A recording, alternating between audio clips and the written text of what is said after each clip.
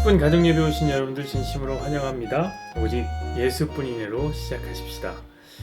은혜 아니면 살아갈 수가 없네. 호흡마저도 다 주의 것이니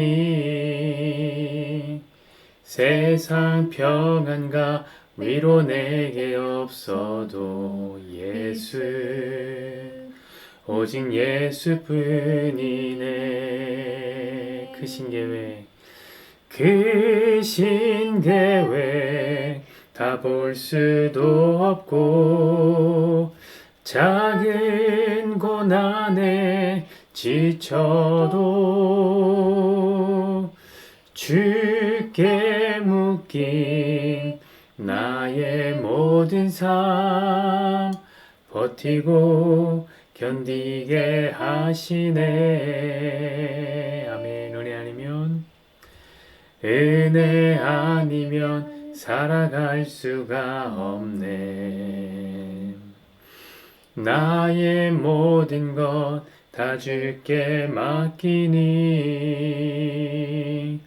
참된 평안과 위로 내게 주신 주 예수 오직 예수뿐이네. 아멘. 오직 예수뿐입니다. 오늘 시편 119편 71절부터 75절까지 말씀입니다. 서로 교독하시죠. 고난당하는 것이 내게 유익이라. 이로 말미암아 내가 주의 율례들을 배우게 되었나이다. 주의 입의 법이 내게는 천천 금은보다 좋으니이다. 주의 손이 나를 만들고 세우셨사오니 내가 깨달아 주의 계명들을 배우게 하소서. 주를 경외하는 자들이 나를 보고 기뻐하는 것은 내가 주의 말씀을 바라는 까닭이니이다. 여호와여 내가 알거니와 주의 심판은 의로우시고 주께서 나를 괴롭게 하심은 성실하심 때문이니이다. 아멘. 이 말씀을 중심으로 해서 상처에서 달콤한 냄새가 난다 라는 제목으로 낯선 제목으로 함께 말씀 나눠보시죠. 화자는 이런 얘기를 하네요. 고난당하는 것이 내게 유익이다. 여러분들은 어떻게 생각하십니까? 이것은 굉장히 낯선 이야기라 생각이 듭니다. 고난당하는 것을 좋아하는 사람은 아무도 없습니다. 당연히 모두가 피하고 싶은 것이 바로 고난이라는 놈입니다. 그러나 세상에서는 낯설게 여겨지는 생각들이요, 성경에서는 전혀 낯설지 않을 때가 있습니다. 세상과 성경의 생각 차이는 항상 나지요. 그런 것도 여러 가지가 있지만 저는 특히 고난이 그렇다고 생각합니다. 성경은 고난에 대한 생각을 매우 긍정적으로 밝혀왔습니다. 예컨대 바울은 그렇게 얘기를 합니다. 바울은 로마서에서 영광을 받기 위해서 고난도 함께 받아야 한다 이렇게 말했고요. 또한 자기가 영적으로 낳은 아들 디모데에게 이렇게 얘기합니다. 복음과 함께 너 고난을 받아라 이렇게 명령까지 합니다. 이런 것으로 보아 성경은 고난을 부정적인 것으로 설명하지는 않는 거죠. 이 사실을 어쩜 우리도 이미 다 알고 있을지 모르겠어요. 경험적으로 다 알고 있을지 모르겠습니다. 우리 신앙의 여정을 한번 돌아보십시다. 우리는 고난을 통과하면서 우리의 죄됨을 알았고요. 고난 속에서 비로소 하나님을 찾게 됐습니다. 고난은 주님께로 돌아오게 하는 첩경입니다. 첩경. 그러니 여러분, 고난이 부정적인 것만은 꼭 아니죠. 하나님은 그런 의미에서 아주 성실하게도 우리를 고난으로 몰고 가십니다. 75절을 한번 볼까요? 여호와여 내가 알거니와 주의 심판을 의로우시고 주께서 나를 괴롭게 하심은 성실하심 때문이다. 우리를 괴롭게 하심이 성실하게 일하시는 주님의 역사라는 놀라운 고백입니다. 저는 이쯤에서 일본의 여류작가 미우라 아야코를 소개해야 할 것 같습니다. 미우라 아야코 이 여자는 노벨 문학상을 받은 몇 안 되는 여류작가 중에 한 사람입니다. 바로 빙점이라고 하는 작품을 통해서 노벨 문학상을 받았습니다. 그는 크리스찬인데요. 이 책에서 인간의 원죄를 뭐에 비유하냐면 얼음에 비유했습니다. 얼음. 여러분 빙점이 뭡니까? 빙점은 얼음이 어는 점이에요. 영도가 바로 빙점이죠. 내용을 보니 그렇습니다. 작가가 보는 인간은요, 마치 냉장고 같다는 거예요.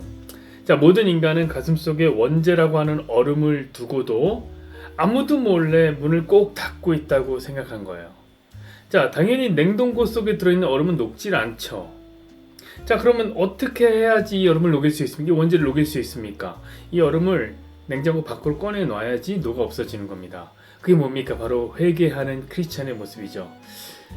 그녀는 자기 안에서도 이 얼음이 있다고 확신했습니다. 자기 죄인이란 것을 분명히 알았고 자신의 모습을 작품에 투영한 것이죠. 자, 그런 그녀가 어떻게 하나님을 잘 믿고 섬겼는지 여러분 아십니까? 죄인이라고 말하는 그녀가 그녀의 자기 고백을 들어보면은 우리가 확실히 알게 됩니다. 그녀는 이렇게 고백합니다. 병들지 않고 어떻게 기도할 수 있으며 병들지 않고 어찌 하나님의 얼굴을 구할 수 있겠습니까? 병들지 않고 어찌 다른 이의 아픔을 알며 병들지 않고 어찌 긍휼의 마음을 품을 수 있겠습니까? 오, 나는 병들지 않고는 인간일 수도 없습니다. 이 미우라 아라에코는 평생 폐결핵, 직장암, 관절염으로 누워서 생활을 했습니다. 그러면서도 이제 남편이 벌어다주는 월급으로는 생활이 안 돼서 그 아픈 몸을 이끌고 생활 정선에 뛰어들기도 했던 굉장히 슬픈 여인입니다. 한마디로 그녀는 고통을, 고난을 피부처럼 입고 있었던 여자입니다. 자, 그런 미우라 미야코가 자기 병을 뭐라고 소개합니까? 이렇게 소개합니다. 자기를 인간되게 하는 도구라고 소개하는 거예요. 자기는 병이 아니고서는 병들지 않고는 인간도 아니래요. 여러분 놀랍지 않습니까? 이런 사람이야말로 바로 믿음장, 히브리서 12장에서 말하는 세상이 감당하지 못할 믿음의 사람이라는 거예요. 아니, 여러분 생각해 보십시오. 이 세상은 진절머리를 치면서 도망다니는 그 무서운 고난조차 그냥 끌어안아 버리니까 세상이 믿음의 사람에게 할 수 있는 것이라고는 아무것도 없는 거예요, 사실. 저는요, 저와 여러분 역시 미우라 아에코 같았으면 좋겠어요. 고난을 너무 낯설게 느끼지 않는 것이죠. 사랑하는 여러분, 고난이 우리의 삶에 찾아온다면 그것은 분명 하나님의 성실하심 때문인 줄로 믿으시길 바랍니다. 그때 우리는 이 시적 화자처럼 기도할 수 있을 겁니다. 뭐라고요? 고난 당하는 것이 내게 유익이라. 아멘. 그런데 항상 예외는 있죠. 만약에 목사님, 저는 그렇게는 못하겠는데요. 고난은 저에게 여전히 고난인지라 마냥 감사할 수만은 없을 것 같습니다. 그렇게 말씀하고 싶으신 분도 계시리라 생각합니다. 맞습니다, 여러분. 고난은요, 분명 저 멀리 있을 때는요, 고양이 같아 보여요. 그래서 그냥 한 품에 쏙 끌어안을 수 있을 것만 같습니다. 그러나 이 고난을 가까이서 본 사람들은 다 알아요. 이 고난의 위력을 직감하죠. 여러분, 가까이서 본 고난, 가까이서 경험한 고난은요, 고양이가 아니라 사나운 호랑이입니다. 보는 순간 온몸이 저려서 꼼짝도 못한단 말이에요. 그러므로 저 역시 너무 쉽게 고난을 사랑하라고, 고난을 유익하게 받아들이라고는 말을 못 드리겠어요, 여러분에게. 저조차도 두려우니까요. 그러나 이렇게는 말하고 싶습니다. 우리가 고난을 사랑하고 고난이 유익이라고 받아들일 수는 없을지라도 우리 고난 속에서 하나님의 뜻을 한번 배워보자고요. 그러려면 고난이 무서운 거라서 내치어서만은 안 되겠습니다. 고난에 직면할 때는 직면하고 때론 고난을 묵상하기도 해야 합니다. 그럴 때 우리는 우리의 쓰디쓴 고난 가운데서도 달콤한 하나님의 뜻을 발견할 수 있을 겁니다. 자, 마지막으로 역시 노벨문학상을 수상한 사람이죠. 이 주제 사람마구의 눈먼 자들의 도시에 나오는 한 구절을 여러분들이 읽어드림으로 설교를 끝냈으면 좋겠습니다. 이 어떤 얘기인지 아시죠? 모두가 눈이 멀어서 절망과 괴로움에 발버둥치는 그런 상황 속에서 작가는 이런 기록을 남겨두었습니다. 뭐라고 해놨냐면 그 안에 상처에서 나는 냄새는 역겨우면서도 약간 달콤했다. 사랑하는 여러분, 우리의 상처가 꼭 역겨운 냄새만 내는 것은 아닙니다. 그 속에서 달콤한 냄새도 맡을 줄 아는 저와 여러분이 되기를 바랍니다. 아무 이야기 시간입니다.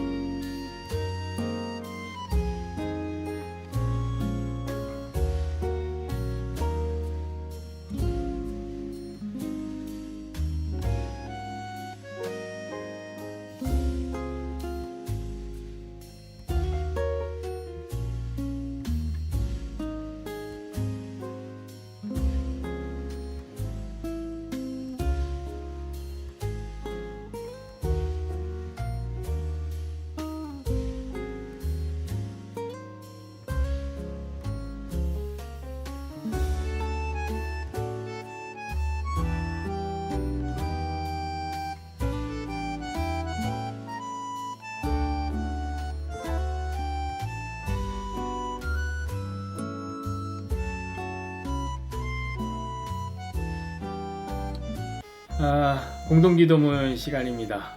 서로의 축복을 진심으로 빌어주십시다.